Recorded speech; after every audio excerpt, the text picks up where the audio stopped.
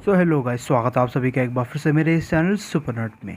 So as we all know कि Marvel का cinematic universe काफ़ी ज़्यादा बड़ा, काफ़ी ज़्यादा सक्सेसफुल सिनेमैटिक यूनिवर्स निकल के आता है। मार्वल सिनेमैटिक यूनिवर्स ने हमें काफ़ी सारी कह सकते हो कि मूवीज़ दी हैं, काफ़ी सारे कैरेक्टर्स से इंट्रोड्यूस कराया है और फ्यूचर में भी एमसीयू के काफ़ी सारे प्रोजेक्ट्स हमें देखने को मिलने वाले हैं। लेकिन एक बात तो है कि एमसीयू को हम एक परफेक्ट सिनेमैटिक यूनिवर्स नहीं कह सकते हैं, क्योंकि एमसीयू के अंदर भी कुछ फॉल्ट्स मौजूद है। ऑब्वियस सी चीज़ है, एमसीयू की कुछ मूवीज़ बहुत ही ज़्यादा अच्छी हैं, कुछ मूवीज़ मीडियोकर हैं, कुछ मूवीज़ बेकार भी हैं। एमसीयू ने जो है कुछ कैरेक्टर्स को काफ़ी ज़्यादा ओवर द टॉप दिखाया है, वहीं कुछ कैरेक्टर्स को अंडर अप्रिशिएटेड रखा और कुछ कैरेक्टर को तो बिल्कुल यूजलेस ही दिखाया है। तो उस बेसिस से अगर देखा जाए तो मार्वल सिनेमैटिक यूनिवर्स या कहो एमसीयू से लेके जो है फैंस के काफ़ी सारे पॉपुलर और अनपॉपुलर ओपिनियंस भी रहते हैं, जिनमें से मेरे भी कुछ अनपॉपुलर ओपिनियंस हैं। और इसलिए मैंने सोचा कि मैं अपने इन ओपिनियंस को लेके, एमसीयू से रिलेटेड ओपिनियंस को लेके एक वीडियो बनाऊँ, जहाँ आज की इस वीडियो में इसलिए मैं बात करने वाला हूँ मेरे 10 अनपॉपुलर ओपिनियंस को लेके, जो मैं एमसीयू से रिलेटेड तुम्हें हमारे साथ शेयर करने वाला हूँ आज इस वीडियो में। और इस वीडियो को लेके तुम लोग ऑफेंड मत हो जाना, क्योंकि ये मेरे पर्सनल ओपिनियंस हैं। तुम में से काफ़ी सारे लोग एग्री कर सकते हैं, काफ़ी सारे लोग एग्री नहीं भी कर सकते हैं। सो अब without wasting any more time चलिए शुरू कर लेते हैं आज के इस अमेजिंग वीडियो को। Number 10, Loki is really weak compare to his comic counterpart. अब मुझे नहीं पता तुम में से कितने लोगों ने ये चीज़ नोटिस की है, लेकिन एमसीयू के अंदर हमें लोकी जो है काफ़ी ज़्यादा वीक देखने को मिला है। अब ऐसा मैं इसलिए कह रहा हूँ क्योंकि कॉमिक्स के अंदर जो हमें लोकी देखने को मिला है वो अपने एमसीयू वाले वर्जन के कंपैरिजन में काफ़ी ज़्यादा स्ट्रॉन्ग, काफ़ी ज़्यादा इंटेलिजेंट और काफ़ी ज़्यादा पावरफुल है। अब मैं जानता हूँ कि किसी कॉमिक कैरेक्टर को कह सकते हो कि हूबहू लाइव एक्शन में दिखाना पॉसिबल नहीं है, उसकी पावर्स को पूरी तरीके से रेप्लिकेट करना पॉसिबल नहीं है, लेकिन फिर भी अगर हम लोग लोकी के ऊपर भी ध्यान दें तो लोकी की जो पावर्स एंड एबिलिटीज़ है वो एमसीयू में अच्छे तरीके से एक्सप्लोर नहीं की गई हैं। देखा जाए तो लोकी बस नाम का ही एक गॉड है, जैसे कि उसे गॉड ऑफ मिस्चीफ कहा जाता है, लेकिन उसने अभी तक ऐसी क्या ही चीज़ें करके दिखाई जिससे हम उसे कह सकते हो कि गॉड लाइक बीइंग कह पाएंगे। जहाँ अगर इसे हम लोग कंपेयर करें different Asgardians, for example Odin, Thor और हेला के कंपेरिजन में, तो लोकी काफ़ी ज़्यादा वीक निकल के आता है, जबकि कॉमिक्स में ऐसा बिल्कुल भी नहीं है। कॉमिक्स में लोकी जो है अपने एमसीयू के काउंटर पार्ट से काफ़ी ज़्यादा इंटेलिजेंट है और भी ज़्यादा ईविल है और काफ़ी ज़्यादा पावरफुल भी है। इवन कॉमिक्स में एक मोमेंट पे जो है लोकी गॉड ऑफ स्टोरीज तक बन चुका है। तो उस बेसिस से अगर देखा जाए तो मेरे हिसाब से लोकी को एमसीयू में काफ़ी ज़्यादा वीक दिखाया गया है। अभी लोकी की सीरीज़ चल रही है जिसका इस वीडियो को बनाने के टाइम तक बस 3 ही एपिसोड्स आए हैं एंड स्टिल हमें उतनी ज़्यादा कुछ इंप्रेसिव एबिलिटीज़, कुछ न्यू इंप्रेसिव एबिलिटीज़ लोकी को देखने को नहीं मिली है। बट आई होप सो कि सीरीज़ के एंड होते होते हमें लोकी से रिलेटेड कुछ ज़्यादा एबिलिटीज़ भी जानने को मिले, क्योंकि कॉमिक्स में ये बंदा सॉर्सरर से फाइट कर सकता है, उन्हें बराबरी की टक्कर दे सकता है, लेकिन एमसीयू में बस इसे एक चार्मिंग कैरेक्टर बना के छोड़ा है अभी तक के लिए। अब इसका मतलब ये मत समझना कि मुझे लोकी पसंद नहीं है। पर्सनली लोकी मेरा एमसीयू का फेवरेट विलन है, लेकिन जब बात आती है इसके कह सकते हो कि कंपैरिजन को लेके, जब इसके कॉमिक काउंटर पार्ट से इसके स्ट्रेंथ, इसकी पावर्स को लेकर हम लोग इसे कंपेयर करें तो वहाँ पे लोकी वीक पड़ जाता है एमसीयू वाला। Number 9, MCU had wasted the opportunity to use Hulk properly. Basically अगर देखा जाए तो हमारा जो ग्रीन गुलायत हल्क है वो कॉमिक्स के अंदर मार्वल का फिजिकली सबसे स्ट्रॉन्ग सुपर हीरो है। बेसिकली हल्क की फिजिकल स्ट्रेंथ को राइवल करना, उसे मैच करना इतना ज़्यादा आसान नहीं है कॉमिक्स के अंदर, लेकिन एमसीयू में तो मुझे हल्क उतना ज़्यादा इंप्रेसिव देखने को नहीं मिला। अगेन मैं ये जानता हूँ कि कॉमिक के कैरेक्टर के कह सकते हो कि एबिलिटीज़ को हूबहू रिप्लिकेट करना इतना ज़्यादा पॉसिबल नहीं है मूवीज़ के अंदर, बट फिर भी तुम ही मुझे बताओ कि हल्क कितना ज़्यादा कैपेबल है एमसीयू के अंदर। 2008 की द इनक्रेडिबल हल्क और 2012 की द एवेंजर्स में ही हमें हल्क कह सकते हो कि काफ़ी ज़्यादा स्ट्रॉन्ग देखने को मिला था, बट उसके बाद से जो है हल्क की कैपेबिलिटीज़ जैसे कि कह सकते हो कि एमसीयू के अंदर गायब ही सी हो गई। अब ये भी एक प्रॉब्लम है कि एमसीयू के पास हल्क के प्रॉपर राइट्स नहीं थे, जिसकी वजह से वो हल्क के ऊपर एक सोलो मूवी बनाने का रिस्क नहीं ले सकता था, और हल्क की जो प्रीवियस मूवी थी उसने भी उतना ज़्यादा अच्छा परफॉर्म नहीं किया था। बट स्टिल इन लोगों ने जो है हल्क को लेके काफ़ी सारी जो है अपॉर्चुनिटीज़ को मिस किया, जहाँ हल्क को ये काफ़ी ज़्यादा बेटर स्टोरीज दे सकते थे, काफ़ी ज़्यादा बेहतरीन कैरेक्टर बना सकते थे। कॉमिक्स में ये कैरेक्टर के अंदर काफ़ी ज़्यादा डेप्थ है, ये कैरेक्टर बहुत ही ज़्यादा इंपॉर्टेंट रोल प्ले करता है एंड ऑब्वियसली ये कैरेक्टर बहुत ही ज़्यादा स्ट्रॉन्ग है। मतलब मूवीज़ में तो ये काफ़ी सारे कैरेक्टर्स से अब तो पिटता ही रहता है, और प्रोफेसर हल्क को तो सच में बहुत ही ज़्यादा बेकार तरीके से इंट्रोड्यूस किया मूवीज़ में। लेकिन अब ये आगे देखना होगा कि एमसीयू में क्या वो लोग हल्क को और ज़्यादा अच्छे तरीके से कह सकते हो कि री इंट्रोड्यूस कर पाएंगे या हल्क को इम्प्रूव कर सकेंगे या फिर नहीं। Number 8, captain Marvel is the worst MCU movie. अब जब बात आती है कि एमसीयू की सबसे घटिया, सबसे वर्स्ट कह सकते हो कि मूवी कौन-सी है, तो बहुत से लोगों के डिफरेंट ओपिनियंस हो सकते हैं। बट मेरे ओपिनियन के मामले में कैप्टन मार्वल सबसे बेकार एमसीयू की मूवी है और इसके बावजूद भी इस मूवी ने 1 बिलियन प्लस का कलेक्शन किया था, जो कह सकते हो कि मेरे लिए काफ़ी ज़्यादा शॉकिंग था। बट एक चीज़ ये भी है कि कैप्टन मार्वल के मूवी के ह्यूज सक्सेस के पीछे इन्फिनिटी वॉर का भी हाथ था और एंड गेम का भी हाथ था, और वो कैसे, वो तुम लोग जानते ही हो। इवन मूवी के ट्रेलर आने से पहले तक जब मूवी अनाउंस हुई थी तो मैं भी इस मूवी को लेके बहुत ही ज़्यादा एक्साइटेड था, क्योंकि यार कॉमिक्स में कैप्टन मार्वल कोई छोटी मोटी कैरेक्टर नहीं है, ये एक बहुत इंपॉर्टेंट कैरेक्टर है। ये एक बहुत ही ज़्यादा कह सकते हो कि इंपॉर्टेंट रोल प्ले करते हुए हमें नज़र आई है डिफरेंट स्टोरी लाइन्स के अंदर, और कह सकते हो कि एक टीम को किस तरीके से लीड करना है ये भी वो काफ़ी अच्छे तरीके से जानती है। बट एमसीयू के अंदर कैप्टन मार्वल को उतने अच्छे तरीके से दिखाया नहीं गया है, और कहीं ना कहीं इसमें कास्टिंग की भी प्रॉब्लम है और काफ़ी सारी डिफरेंट प्रॉब्लम्स भी सामने निकल के आती हैं। वो सभी चीज़ें बात की बात है, लेकिन अगर मैं आऊँ कैप्टन मार्वल मूवी के ऊपर, तो इस मूवी जो है कह सकते हो कि दूसरी एमसीयू की मूवीज़ के कंपैरिजन में मुझे काफ़ी ज़्यादा बेकार और काफ़ी ज़्यादा बोरिंग लगी। Captain Marvel movie to be honest उतना ज़्यादा सेंस नहीं बनाती है। कैप्टन मार्वल मूवी के अंदर हमें काफ़ी सारे प्लॉट होल्स भी देखने को मिले हैं, अगर तुम्हें याद होगा तो। कैप्टन मार्वल मूवी का एक कह सकते हो कि बहुत ही वीक पॉइंट ये भी था कि इस मूवी के अंदर हमें एक पोटेंशियल फुल विलन देखने को नहीं मिला। इसका मतलब मैं ये नहीं कह रहा हूँ कि हर मूवी के अंदर एक पावरफुल विलन होना चाहिए, लेकिन उस विलन के साथ जो है कह सकते हो हमें एक पावरफुल मोटिव तो देखने को मिलना ही चाहिए। और एक विलन और एक हीरो की जो फाइट होती है, जो एंड सीक्वेंस होता है मूवी का, वो बहुत ही ज़्यादा इंपॉर्टेंट होता है। लेकिन कैप्टन मार्वल को तो उसकी सोलो मूवी के अंदर बहुत ही ज़्यादा सुपीरियर दिखाया गया, बहुत ही ज़्यादा ऑल पावरफुल दिखाया गया, जो चीज़ इस मूवी को और भी ज़्यादा बेकार बना देती है। और जो स्क्रल्स का कॉन्सेप्ट था, वो कॉमिक फैंस जो है जानते हैं कितना ज़्यादा ज़बरदस्त किस्म का है, लेकिन यहाँ एमसीयू में उन्हें जो है काफ़ी ज़्यादा डिफरेंट कर दिया गया, जो चीज़ मुझे भी बिल्कुल पसंद नहीं आई। तो मेरे ओपिनियन के हिसाब से कैप्टन मार्वल एमसीयू की अभी तक की सबसे वर्स्ट मूवी है। Number 7, Hawkeye deserves more attention in MCU. अब जब हॉकाई को इंट्रोड्यूस किया गया था मार्वल सिनेमैटिक यूनिवर्स में, प्रॉपरली अगर देखा जाए तो इंट्रोड्यूस किया गया 2012 की दी एवेंजर्स में। उससे पहले तो बस हमें वो कैमियो भर के लिए देखने को मिला था। तो उस टाइम पे मुझे ये लगा था कि हॉकाई आगे चल के जो है एवेंजर्स का एक बहुत ही इंपॉर्टेंट पार्ट बन सकता है, जिस तरीके से कॉमिक्स में उसे दिखाया गया है। लेकिन चीज़ें जो है उस तरीके से हमें देखने को नहीं मिली। सिविल वॉर में थोड़ा बहुत हॉकाई का कह सकते हो कि कैरेक्टर पोटेंशियल हमें देखने को मिला था, बट उसके बाद फिर से ये कैरेक्टर पूरे तरीके से दब गया। हम लोगों ने एंड गेम के टाइम पे भी ये एक्सपेक्ट किया था कि अब फाइनली हॉकाई जो है रॉनिन बन जाएगा, तो वो और ज़्यादा कह सकते हो कि उसे स्क्रीन टाइम मिलेगा, उसके कैरेक्टर को और ज़्यादा पोटेंशियल फुल दिखाया जाएगा, उसके कैरेक्टर का कह सकते हो कि डेप्थ इंक्रीज़ किया जाएगा। लेकिन ऐसा बिल्कुल भी नहीं हुआ, और इस चीज़ को लेके मैं बहुत ही ज़्यादा डिसअपॉइंट रहा हूँ, क्योंकि हॉकाई जो है कॉमिक्स में कैप्टन अमेरिका और आयरन मैन के बाद जो है कह सकते हो कि तीसरा एवेंजर्स का लीडर माना जाता है, और इसने काफ़ी बार एवेंजर्स को लीड किया है। ये कैरेक्टर बहुत ही ज़्यादा इंपॉर्टेंट रोल प्ले कर चुका है कॉमिक्स में मल्टीपल स्टोरी लाइन्स के अंदर, और इसी वजह से ये कैरेक्टर खुद में ही काफ़ी ज़्यादा यूनिक है। लेकिन एमसीयू ने इसे एक साइड कैरेक्टर बना के छोड़ दिया, जो मुझे बिल्कुल भी पसंद नहीं आया। अब कुछ लोग कहेंगे लेकिन अब तो हॉकाई की जो है टीवी सीरीज़ भी आने वाली है जल्द ही डिज्नी प्लस पे, लेकिन वो टीवी सीरीज़ भी सिर्फ हॉकाई के नाम के ऊपर है। बेसिकली अगर देखा जाए तो उस टीवी सीरीज़ के अंदर हमें हॉकाई नहीं बल्कि केट बिशॉप के ऊपर मेन फोकस करते हुए दिखाया जाएगा, जिस वजह से अगर कहा जाए तो मेरे हिसाब से इसके बाद शायद ही हमें हॉकाई फिर दोबारा एमसीयू में देखने को मिले। तो उस बेसिस से हम कह सकते हैं कि हॉकाई जो कह सकते हो कि अटेंशन डिज़र्व करता था एमसीयू में, वो उसे मिला नहीं। Number 6, Thor 1 is the best Thor movie. अब जब बात आती है थॉर ट्रायलॉजी की, तो लोगों को थॉर ट्रायलॉजी उतनी ज़्यादा पसंद नहीं है।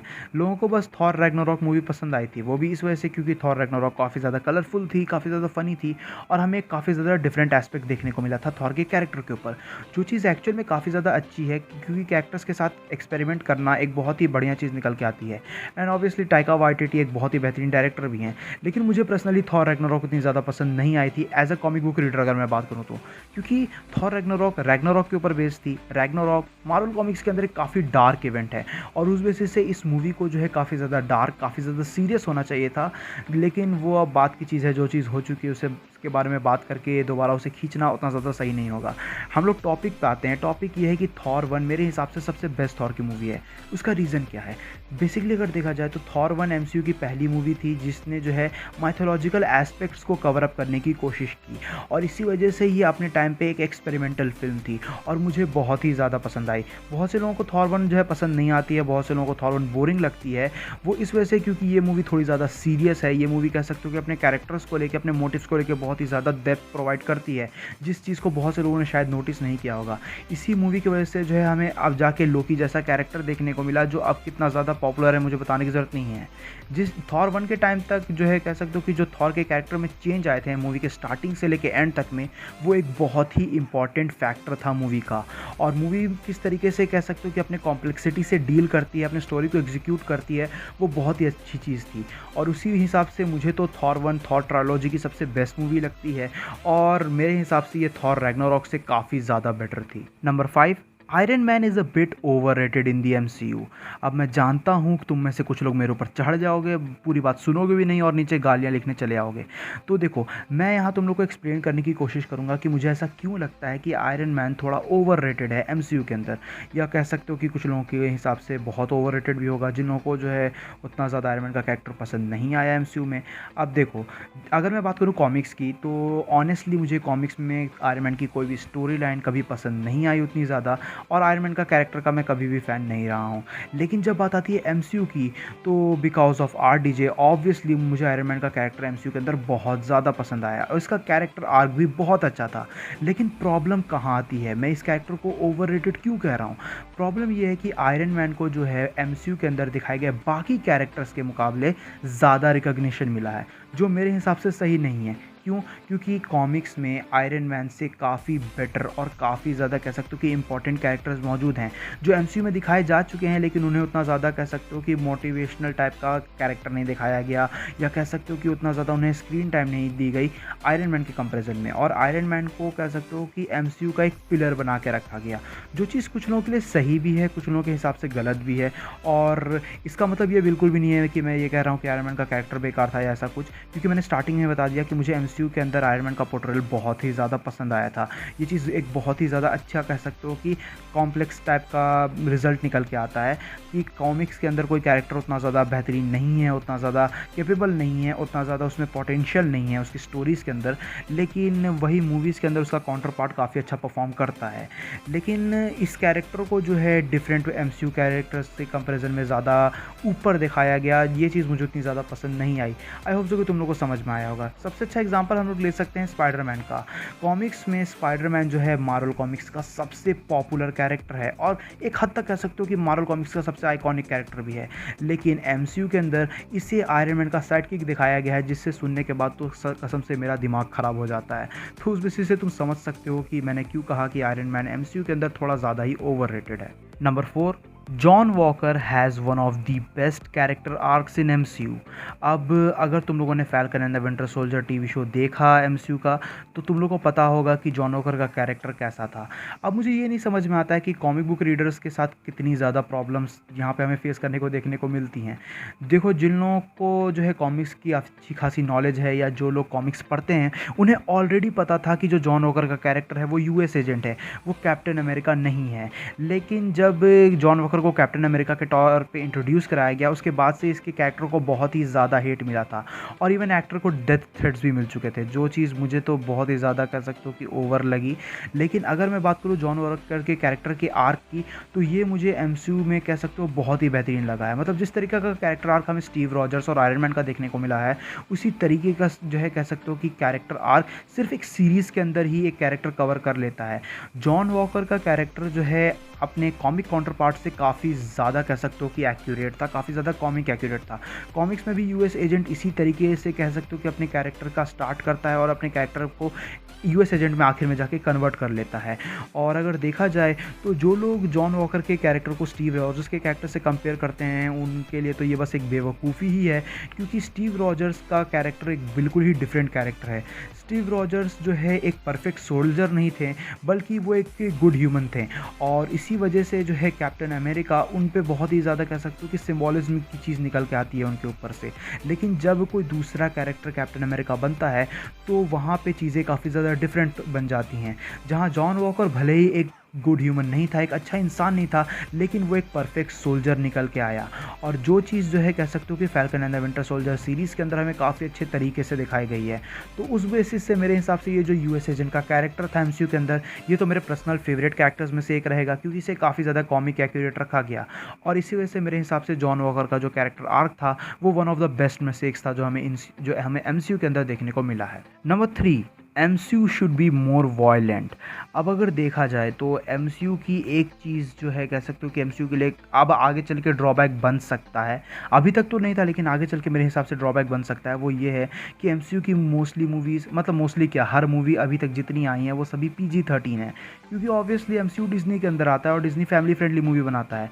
लेकिन ये भी हम लोग चाहते हैं कि हमें अब एमसीयू के अंदर R-रेटेड एलिमेंट्स देखने को मिले, क्योंकि एमसीयू के अंदर बहुत से ऐसे मार्वल कैरेक्टर्स अब इंट्रोड्यूस होने वाले हैं जिनको लेके अगर हमें R-रेटेड मूवीज़ देखने को नहीं मिलेंगी तो फिर वो कैरेक्टर्स को जो है कह सकते हो कि रियून कर दिया जाएगा पूरे तरीके से। अभी तक एमसीयू के तरफ से जो कह सकते हो कि जो ऑफिशियल कंफर्मेशन आई है इस चीज़ को लेके, वो आई है डेडपूल 3 के ऊपर से, जहाँ डेडपूल 3 के ऊपर से ये चीज़ निकल के हमें देखने को मिली। केविन फाइजी ने ये खुद कंफर्म किया कि ये मूवी R-रेटेड होगी और ये एमसीयू की सबसे पहली R-रेटेड मूवी होने वाली है। तो उस बेसिस से हम लोग ये एक्सपेक्ट कर सकते हैं कि आगे चल के हमें और भी R-रेटेड एलिमेंट्स देखने को मिले एमसीयू के अंदर, जो चीज़ एमसीयू को और भी ज़्यादा इम्प्रूव करने में हेल्प करेगी। और अब तो कह सकते हो कि एमसीयू के अंदर हमें अपकमिंग मून नाइट और ब्लेड जैसे कैरेक्टर्स भी देखने को मिलने वाले हैं, तो इनकी जो मूवीज़ और सीरीज़ होगी इन्हें भी R-रेटेड ही रखना बेटर रहेगा। मतलब अगर तुम्हें कोई ऐसा वैम्पायर देखने को मिल रहा है जो PG-13 मूवी के ऊपर मतलब PG-13 मूवी के अंदर तुम्हें एक वैम्पायर देखने को मिलेगा, तो उसे कोई भी पसंद नहीं करने वाला है। और ऐसे भी काफ़ी सारे कैरेक्टर्स हैं कॉमिक्स के अंदर जिन्हें R-रेटिंग अगर नहीं दी जाएगी तो उन्हें उतने अच्छे तरीके से जो MCU यूज़ नहीं कर पाएगा।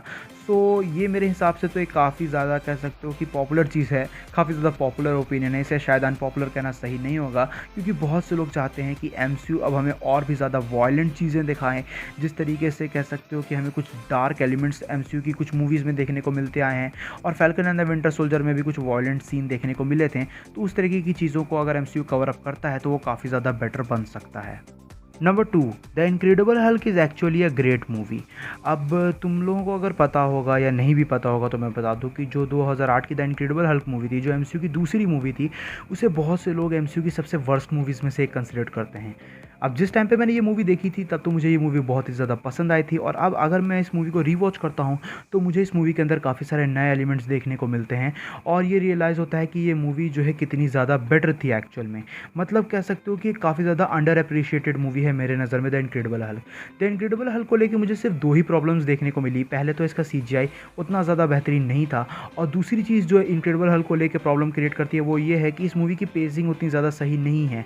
जब मूवी चलती है तो बीच बीच में ऐसा लगता है कि मूवी के अंदर कुछ एलिमेंट्स मिसिंग हैं। बस ये 2 चीज़ों की वजह से ही मूवी उतनी ज़्यादा अच्छी नहीं है, लेकिन ये मूवी फिर भी अगर इन 2 चीज़ों को हम लोग कह सकते हो कि रिमूव कर दें, इन 2 चीज़ों को इग्नोर करें, तो मूवी बहुत ही अच्छी मुझे लगी टू बी ऑनेस्ट।